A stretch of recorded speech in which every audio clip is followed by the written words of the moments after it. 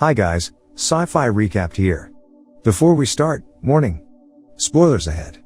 Today, I'm gonna explain an American drama, fantasy, and thriller movie, called Life Changer. The movie starts by showing a woman waking up in a hotel room. Her name is Emily. It is very strange that there is a dry corpse beside her that looks similar to her. Knowing what to do, she chops the dead body into pieces and puts them into the garbage bags.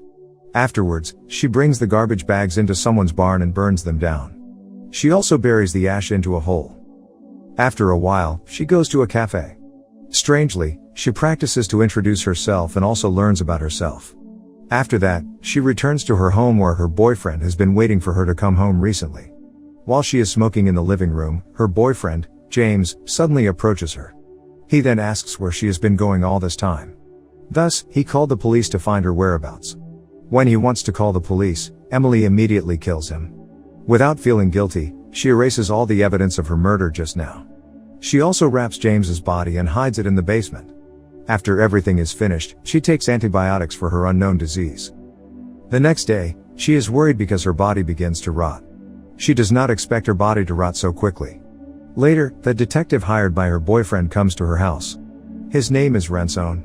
He is initially surprised, seeing that Emily was already at home. He also wants to meet with James, but Emily replies that he was not with her. She then invites him to chat in the living room. When she sits beside Renzone, she suddenly holds his hand tightly. A few minutes later, Renzone's body becomes a dry corpse as Emily has turned into Renzone. To get rid of the evidence again, he breaks the dry corpse with a hammer. He also pours the gasoline around his house to set it on fire. At the front door, he meets with a delivery man who brings the food that was ordered by him earlier. The man also warns him that his house is on fire, but Renzone chooses to ignore him and immediately leaves the place with his police car.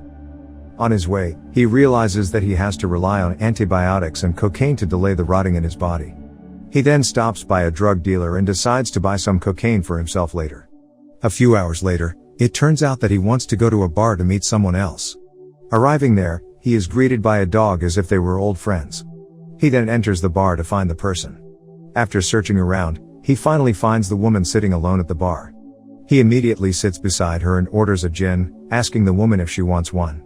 At first, she is surprised that Renzone knows her only favorite drink at the bar. After introducing themselves, it is known that the woman's name is Julia. She asks how he knows her favorite drink, and he replies that maybe he guessed it by chance. At the end, they both spend all night talking and drinking together. But when they are kissing outside the bar, Renzone suddenly feels pain in his stomach. Because of that, he asks Julia to leave him alone, knowing that his body begins to rot. Fortunately, he manages to leave the place alone. Not far from there, he sees a couple talking inside a car. He then orders the woman to get out of the car using his police badge. He sits inside the car and tells the middle-aged man, named Sam, that he has to kill him or he will die later. Hearing this, Sam tries to fight back, but his efforts are in vain. Sometime later, it is known that Renzone has turned into Sam. He then destroys the dry corpse using a hammer before it is burned completely. Suddenly, his wife, Mary, calls him to come home. When he gets home, it can be seen that they don't seem to get along, indicating an unhappy relationship. The next morning, he is woken up by her daughter because he is late for work. It turns out that he still feels the pain in his stomach just like what he experienced before. He also refuses to join them for breakfast, lying to them that he has urgent work. Arriving at work, he talks with one of the receptionists there, named Rachel. She is also the woman who was in the car with him last night. Looks like they are having an affair. Then Sam continues his work as a dentist as usual. When having lunch at a restaurant, he sees Julia returning home alone. He quickly gets into a taxi and asks the driver to follow Julia's car, but sadly the driver does not want to because she thinks that stalking is not true. Therefore, he decides to go to the cinema and watches the film alone. That night, he has dinner with his family, but he looks unhappy at the same time. He seems to be thinking about his past before he changed from one body to another over the years. Furthermore, he visits the same bar where Julia is located. He knows that Julia always comes to that bar every night. Not long after, Julia sits next to him and says that she saw him the night before with a young woman. From that time, she admits that her marriage is not going well. She reveals that she was already married and had a son, but unfortunately her son died when he was 3 years old because of his severe illness, straining her relationship with her husband from that time. She also continues that one night, her husband prepared a romantic dinner for them. She thought that it was the perfect moment for them to make things up beforehand. But strangely, after the good time they had, her husband disappeared without a trace. Since then, she has never seen her husband until now. Meanwhile, Sam tries to comfort her by buying her another drink. After that, he goes to the toilet and sees that his body begins to rot. As a result, he says goodbye to Julia and decides to go to a motel for the night. Arriving there, he inhales the cocaine, realizing that his body is getting worse. In other words, he has to find another host to survive as soon as possible. With his brilliant idea, he calls Rachel to come to his place, saying that he is unwell. A few moments later, Rachel arrives at his place. She is confused when she sees Sam lying on the bed and does not react, even though she calls his name many times. She then slowly touches Sam's body. Just like before, now Sam has turned into Rachel's body. She immediately takes the antibiotics again.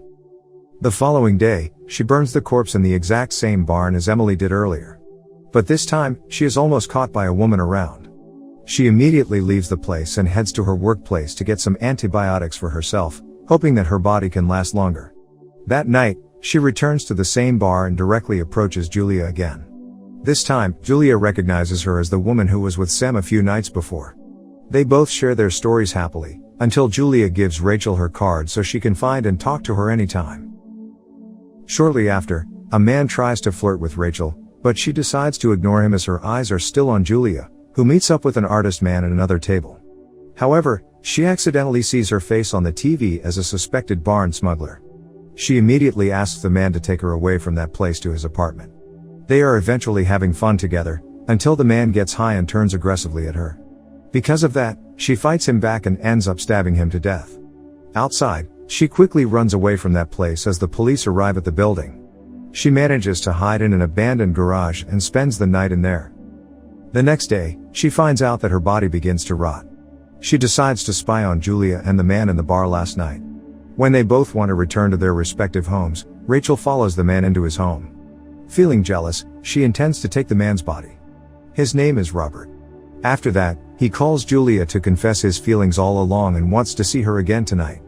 Soon, they have a romantic date at Julia's house. They end up falling in love with each other, eventually sleeping together at night, which is the only moment he is looking forward to the most. One morning, Julia sees the news on the TV about a serial murder that is still mysterious until now. Robert suddenly comes and changes the news immediately because he doesn't want her to watch depressing news like this. Unluckily, later he sees another blister on his hand and starts to feel the pain in his stomach. Desperately, he walks out from the bathroom and decides to confess everything to Julia. He tells her that actually he is Drew. At first, he does not know how to explain himself to her, even he doesn't know what he is. The only thing he knows is he unintentionally took over his mother's body, consequently killing her and got all the memories of her life in 1954. Every time he takes over someone's life, he also gets their memories. Since then, he only had two choices, kill or die. On the other hand, Julia thinks that the whole story was bullshit. To convince her even more, he reveals that Julia's husband who abandoned her in the past, was actually himself. Even though he turns into someone else continuously, he says that he will always love her forever. Because Julia is freaked out about all of this, she grabs a taser and attacks him until he falls off to the floor. Therefore, he holds Julia's hands to stop her, but then he accidentally takes her body. At the end, Drew, who has now turned into Julia, weeps over her dead body, regretting what he has done just now. A few days later, Drew desperately accepts his fate and bids his time to die. Strangely enough, he is instead reborn in the form of a gray-haired old man and then continues his life freely. Subscribe to watch more videos like this, turn on notifications, and leave a like to help the channel out. Thank you for watching.